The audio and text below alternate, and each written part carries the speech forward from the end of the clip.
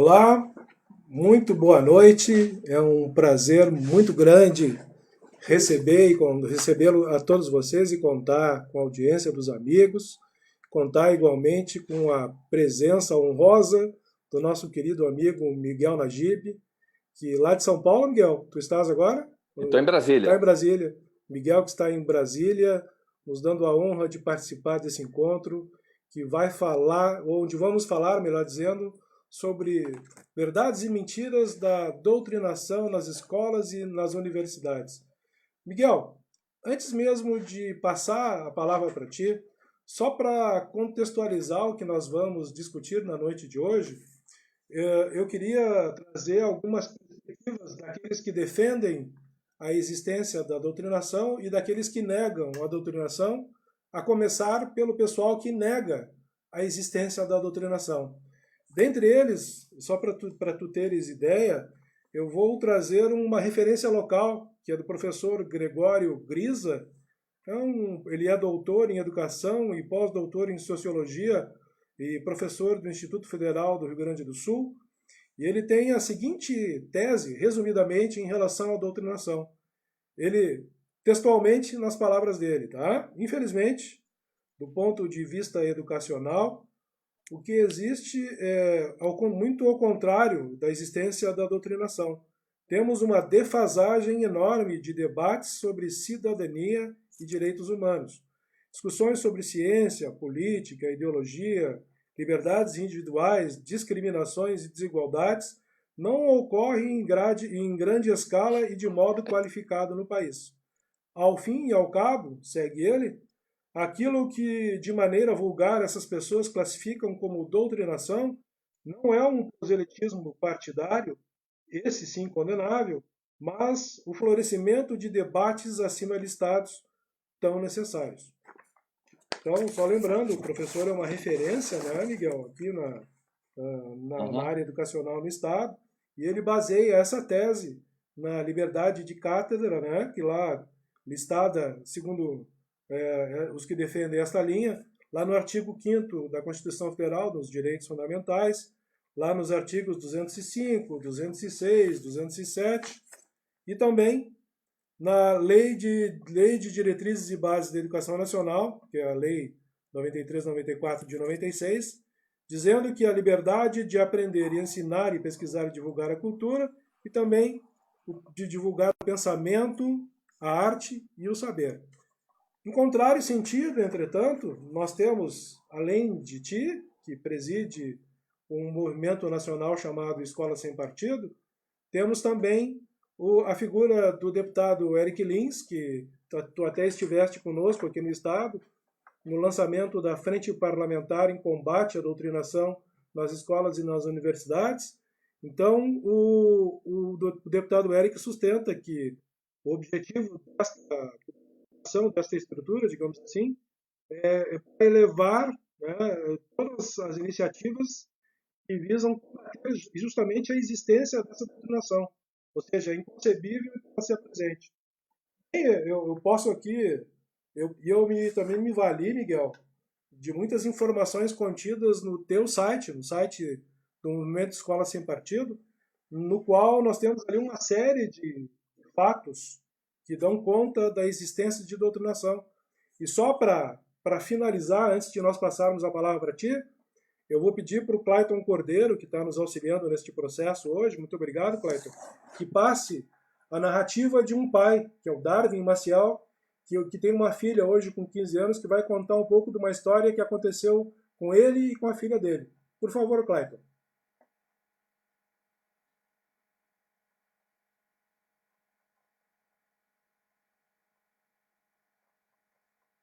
Deve estar com algum probleminha aí.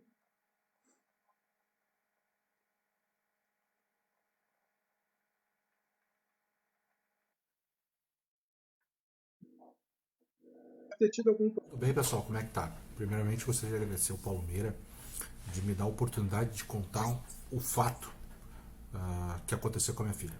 Minha filha, com 13 anos, um pouco antes da eleição presidencial de 2018, perguntaram dentro da aula em quem votaria ou quem não votaria, e a minha filha não tendo direito ao voto ainda com essa idade, falou, olha, se ela fosse maior, né? Na verdade nem foi ela quem falou, foram as colegas, a Isadora votaria no Bolsonaro.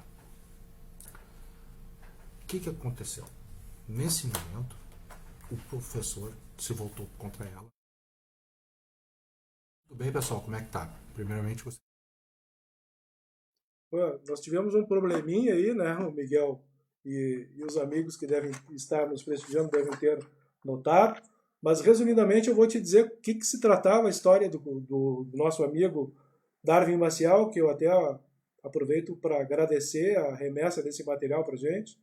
O Darwin nos contava, Najib, que lá em 2018, por ocasião das eleições presidenciais, a filha dele, então, com 13 anos, perguntada na sala de aula em quem ela votaria se pudesse votar, e ela disse, eu votaria no Bolsonaro. Mas por que tu votaria no Bolsonaro? Indagou a professora. Eu votaria porque o meu pai e a minha mãe vão votar nele, então eu acreditando no juízo deles, ou na escolha deles, eu os acompanharia e votaria igual. E ela disse, e ela foi questionada, rebatida pela professora, não, tu não poderia votar nesse sujeito, esse sujeito não tem capacidade, aumenta ECAP, que não sei o que, e por aí vai, resumidamente. Tá? Ou seja, isso nos dá conta da existência de um posicionamento pessoal do professor, defendendo as suas teses próprias, a sua convicção própria, e acusando o candidato que havia sido, não digo nem orientado, mas o candidato que estava na presença do imaginário da menina por conta da orientação dos pais. Né? Então, nesse sentido, eu gostaria de te escutar sobre verdades e mentiras da doutrinação. Afinal, essa doutrinação que uns negam e outros alegam que ela existe, existe ou não existe? Quais as verdades e as mentiras a respeito disso, Miguel? Paulo, em primeiro lugar, obrigado por ter me convidado para essa live e quero cumprimentar também as pessoas que estiverem assistindo a gente. Hoje em dia, no Brasil, há poucos fatos mais comprovados, mais exaustivamente comprovados do que a doutrinação nas escolas. O que a gente chama genericamente de doutrinação, que é, juridicamente falando, o abuso da liberdade de ensinar, que está garantida constitucionalmente aos professores, em prejuízo de diversos direitos dos estudantes, como, por exemplo, o direito dos alunos à impessoalidade, quer dizer, uma prestação de serviço impessoal da parte dos professores, que sejam servidores públicos, o direito do aluno à laicidade, o direito ao pluralismo de ideias, o direito de conhecer o outro lado das questões controvertidas, que também está incluído no direito à educação. Evidentemente que a educação não seria completa se o aluno, se sonegasse aos alunos uma versão da realidade, uma versão de uma controvérsia, ou melhor, um ponto de vista relevante a respeito de uma determinada controvérsia. E, sobretudo, a violação dos direitos dos alunos à liberdade de consciência e de crença, considerando que os alunos, a presença deles em sala de aula é obrigatória. Então, o que a gente chama genericamente de doutrinação é, como eu disse, o abuso da liberdade garantida aos professores, a liberdade de ensinar, né, em prejuízo desses direitos, que são direitos dos estudantes e também o direito dos pais sobre a educação religiosa e moral dos seus filhos. Como eu disse, há poucos fatos hoje no Brasil mais exaustivamente comprovados do que a doutrinação. O que nós comprovamos não foi apenas que a doutrinação existe, mas também que a doutrinação tem um caráter sistêmico. Ela é praticada em todo o Brasil, com o mesmo viés ideológico, que é o viés da esquerda, não é? Da educação infantil até o ensino superior. E claro que ela se intensifica em alguns momentos, como, por exemplo, assim, quando o aluno se aproxima da maioridade para que ele possa votar, né, da idade mínima para que ele possa exercer o direito ao voto, aí é que a doutrinação se intensifica dramaticamente. E nas universidades nós sabemos que estão absolutamente dominadas também por partidos e organizações de esquerda que têm militantes dentro das universidades, professores que, na verdade, são militantes disfarçados de professores dentro das universidades. Não é por acaso que todos os sindicatos de professores, os CEPERS aí no estado do Rio Grande do Sul é um exemplo, são historicamente dominados pela esquerda. Não é por acaso que o movimento estudantil é também um braço dos partidos de esquerda. Então, todo o universo ligado à educação é um universo dominado pela ideologia de esquerda. Isso é uma característica da doutrinação que existe no Brasil. Mas vamos dizer, Paulo, vamos fazer aqui um exercício de raciocínio. Digamos que não existissem tantas provas, tantas evidências da doutrinação, do caráter sistêmico da doutrinação. Então, até digamos que... me permite uma pequena interrupção, Miguel. Claro. Até isso que me chama justamente a atenção. Se nós temos tantos exemplos da doutrinação presentes no nosso dia a dia, e, por exemplo, o deputado Eric Lins, ele preside a Frente Parlamentar em defesa da escola plural e contra a doutrinação. Até aproveito para mandar um forte abraço para ele, que deve estar nos prestigiando, e se não assistir ao vivo e a cores, vai assistir no momento oportuno, né? Mas, enfim, nós temos tantos exemplos de doutrinação. E como é que eles podem, categoricamente, negar que isso existe? Olha, é fácil você negar um fato se você finge que ele não existe. Você fecha o olho e fala, não, doutrinação não existe, doutrinação fica repetindo isso, né?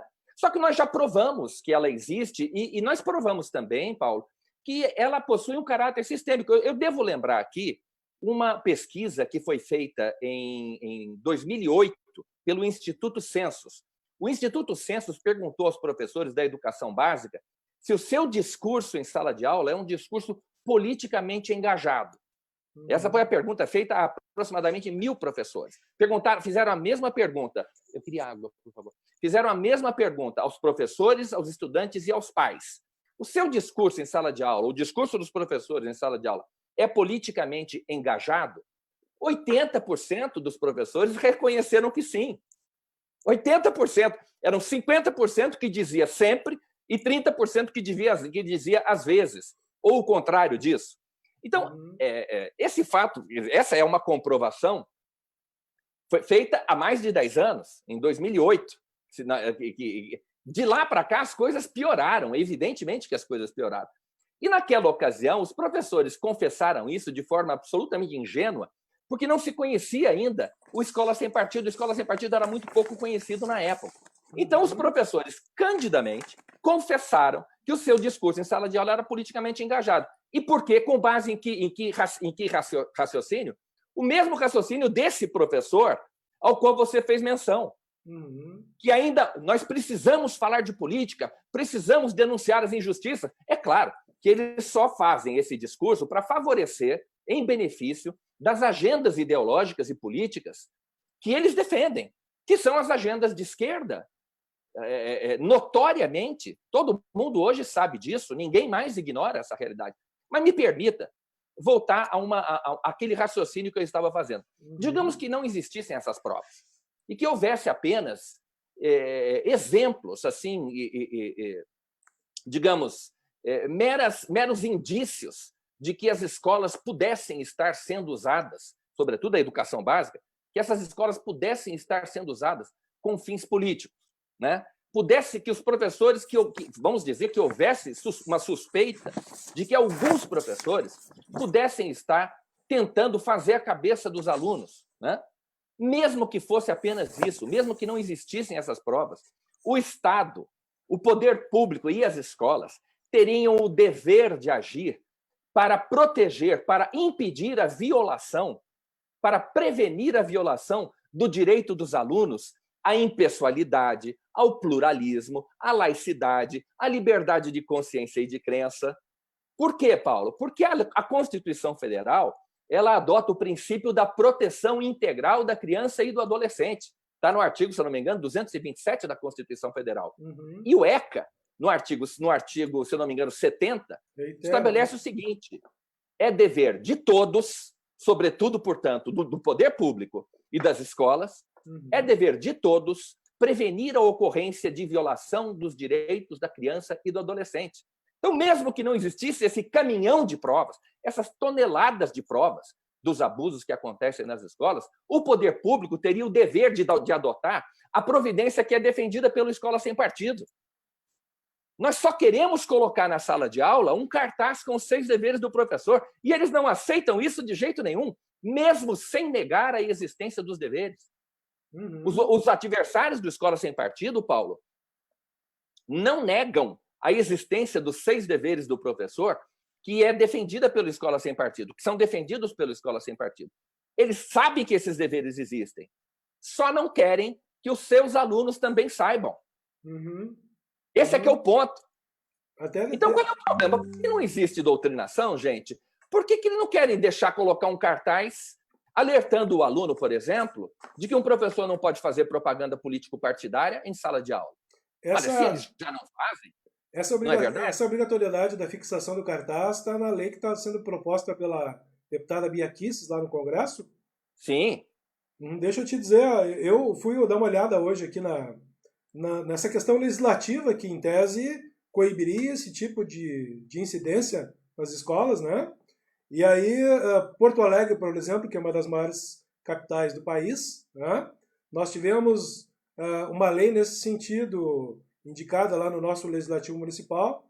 Ela tramitou até o ano de 2019, quando foi votada e aprovada, e por força de uma medida judicial, por conta de um vício processual, a votação foi anulada, ou seja, tudo que se havia construído, que havia se demorado ali 4 anos de discussão, por conta de uma ação liminar, a lei foi absolutamente desconsiderada, e na medida em que ela for apresentada novamente, imagino que deva ser, então aí vai ter que se apurar essa discussão, né? Vai ter que se falar mais a respeito disso, e eu até concordo contigo, eu acho, e melhor concordo com o professor, acho que nós temos que discutir essas questões de forma mais aprofundada na sala de aula, mas permitindo, sobretudo, o contraditório.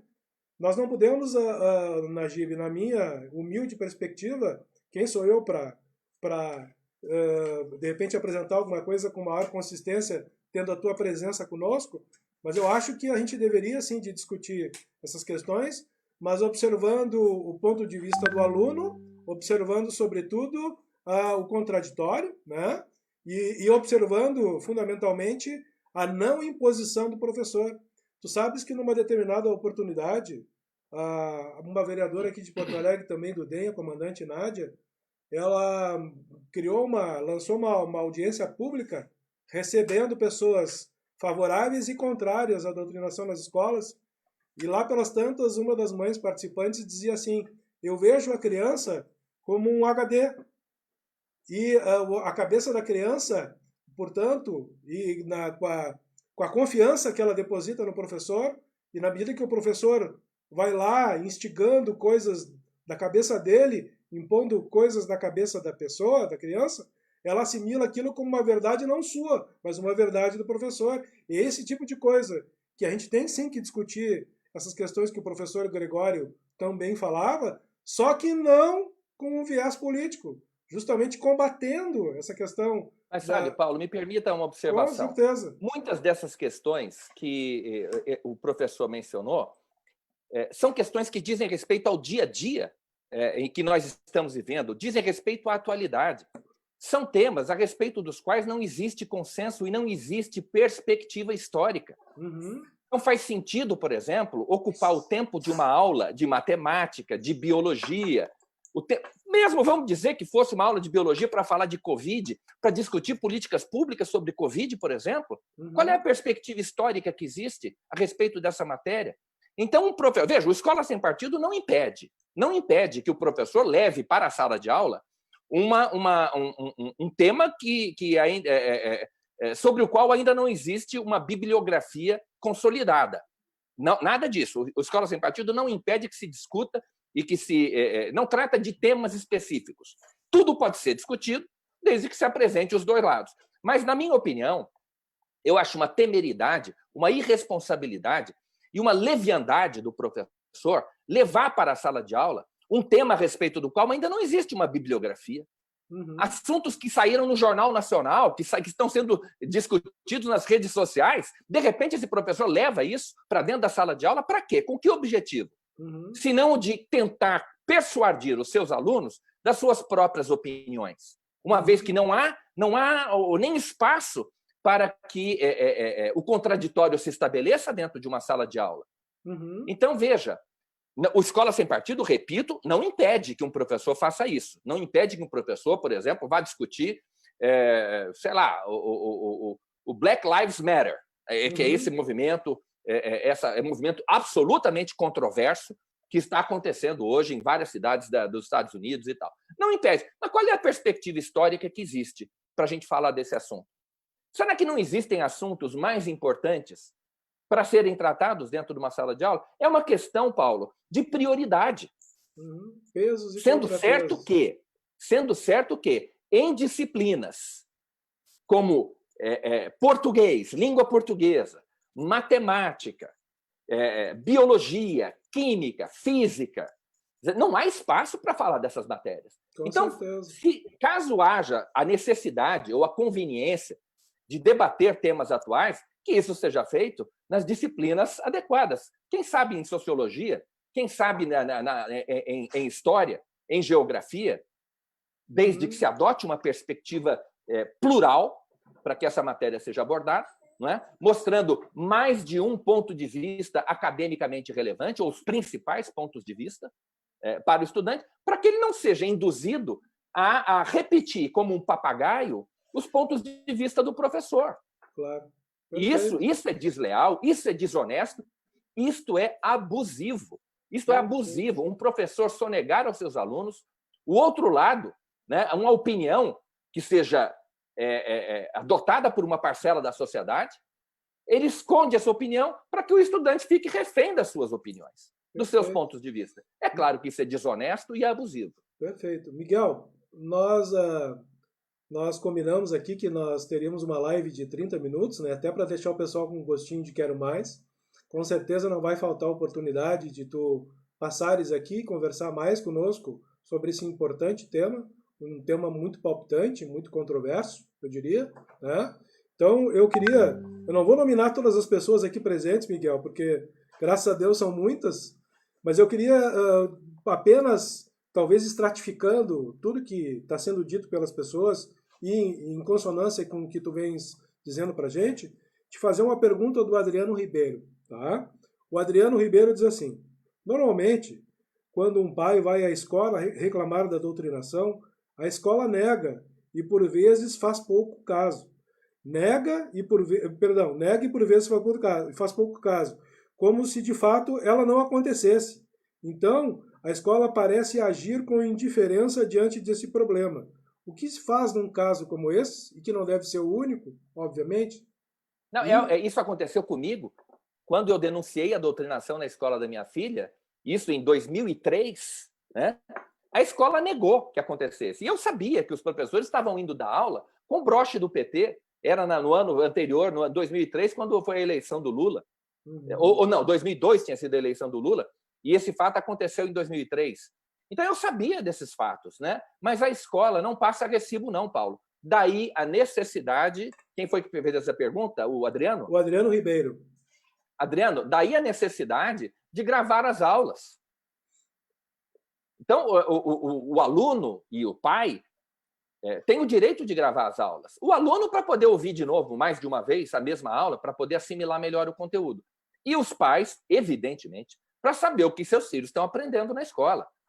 É impossível, é inadmissível que um professor reivindique o direito de se relacionar em sigilo com os filhos dos outros. Isso é inaceitável. Eu tenho até tanto na escola pública como na particular. E eu tenho uma outra provocação aqui, rapidamente, viu, Miguel? Do Alexandre Lemos. Ele diz que a esquerda trabalha com fakes na mente das crianças e não aceita o contraditório.